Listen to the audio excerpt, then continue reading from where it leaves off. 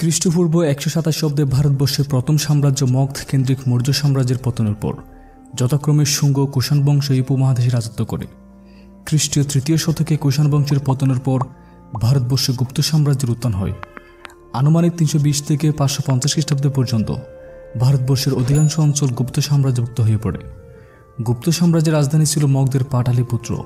এই যুগে বাংলার প্রায় সব জনপদ গুপ্ত সাম্রাজ্যভুক্ত হয়ে পড়ে। বাংলার সুনির্দিষ্ট ও ধারাবাহিক ইতিহাস প্রকৃতপক্ষে গুপ্ত শাসনামল থেকে শুরু হয়েছিল।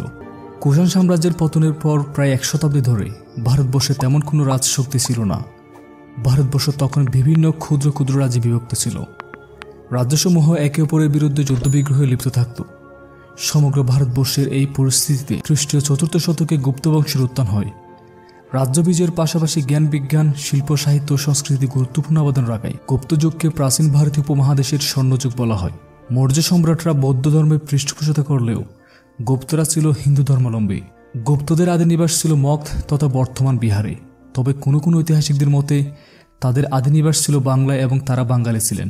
গুপ্ত বংশের আদিপুরুষ ছিলেন শ্রীগুপ্ত, কিন্তু শ্রীগুপ্ত ও তার পুত্র ঘটোৎকচ সম্পর্কে বিশেষ কিছু জানা যায় না। ঘটোৎকচের পুত্র প্রথম চন্দ্রগুপ্ত মগধে গুপ্ত সাম্রাজ্য প্রতিষ্ঠা করেন।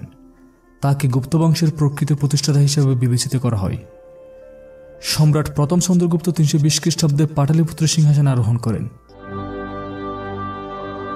৩৪০ খ্রিস্টাব্দে প্রথম চন্দ্রগুপ্তের মৃত্যুর পর তার পুত্র সমুদ্রগুপ্ত পাটালিপুত্র সিংহাসনে বসেন। তিনি ছিলেন গুপ্ত বংশের শ্রেষ্ঠ রাজা। তাকে প্রাচীন ভারতের নেপোলিয়ন বলা হয়। সম্রাট সমুদ্রগুপ্ত সমগ্র ভারতে গুপ্ত সাম্রাজ্য প্রতিষ্ঠা করতে সক্ষম হন। তার শাসন আমলে পুষ্করণ রাজ্য সহ বাংলার অধিকাংশ জনপদ গুপ্ত সাম্রাজ্যভুক্ত হয়ে পড়ে। তিনি সমতট ছাড়া বাংলার অন্যান্য জনপদগুলো নিজের সাম্রাজ্যের অধীনে নিয়ে আসেন।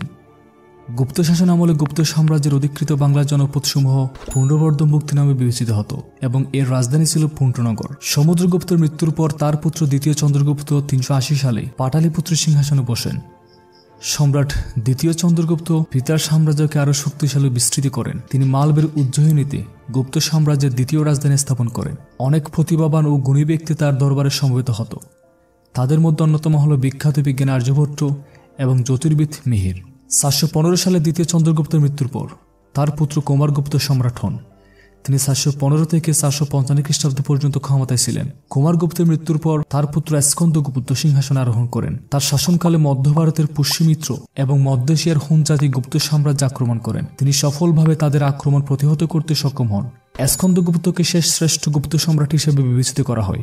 ৪৬৭ খ্রিস্টাব্দে স্কন্দগুপ্তের মৃত্যুর পর যথাক্রমে পুরুগুপ্ত ৪৬৭ থেকে ৪৭৩ খ্রিস্টাব্দ, দ্বিতীয় কুমারগুপ্ত ৪৭৬ থেকে ৪৭৬ খ্রিস্টাব্দ, বোধাগুপ্ত ৪৭৬ থেকে ৪৯৫ খ্রিস্টাব্দ, নরসিংহগুপ্ত ৪৯৫ থেকে ৫৩০ খ্রিস্টাব্দ, তৃতীয় কুমারগুপ্ত ৫৩০ থেকে ৫৪০ খ্রিস্টাব্দ এবং ৫৪০ থেকে ৫৫০ খ্রিস্টাব্দ পর্যন্ত শেষ গুপ্ত সম্রাট বিষ্ণু বা দামোদর গুপ্ত রাজত্ব করেন। মূলত বিষ্ণুগুপ্তের মৃত্যুর মধ্য দিয়ে বৃহত্তর গুপ্ত সাম্রাজ্যের পতন ঘটে। এর সাথে সাথে বাংলায় গুপ্ত শাসনের অবসান হয়। ক্ষমতা দখলকে কেন্দ্র করে স্কন্দগুপ্তের পরবর্তী গুপ্ত সম্রাটদের মধ্যে অনেক গৃহযুদ্ধ সংঘটিত হয়। এই গৃহযুদ্ধের ফলে গুপ্ত সাম্রাজ্য দুর্বল হয়ে পড়ে। গুপ্তদের দুর্বলতার সুযোগে ভক্তি বা প্রদেশসমূহ হতে বিদ্রোহ দেখা দেয়। অনেক সামন্ত শাসক বিভিন্ন প্রদেশে স্বাধীন রাজ্য স্থাপন করে। নরসিংহগুপ্তের শাসনকালে পুষ্যমিত্র হুন জাতির আক্রমণের ফলে গুপ্ত সাম্রাজ্য পতনের দিকে ধাবিত হয়। নরসিংহগুপ্তের পরের গুপ্ত সম্রাটরা নামে মাত্র শাসন ক্ষমতায় ছিল। ষষ্ঠ শতাব্দীতে গুপ্ত সাম্রাজ্যের পতনের যুগে পশ্চিম ভারতের যশোবর্ধন নামক এক দুর্ধর্ষ যোদ্ধা ও নরপতির অভ্যুদয় ঘটে। তিনি ৫২৮ খ্রিস্টাব্দে হুনরাজ মিহিরকুলকে পরাজিত করে উত্তর ভারতে বিশাল সাম্রাজ্য প্রতিষ্ঠা করেন। ধারণা করা হয় বাংলাও তিনি বিজয় করেছিলেন। ৫৪৫ খ্রিস্টাব্দে যশোধরবর্ণের মৃত্যুর পর সমগ্র ভারতবর্ষের ক্ষুদ্র ক্ষুদ্র রাজ্যের আবির্ভাব ঘটে। এই রাজ্যসমূহ আবারও গৃহযুদ্ধ জড়িয়ে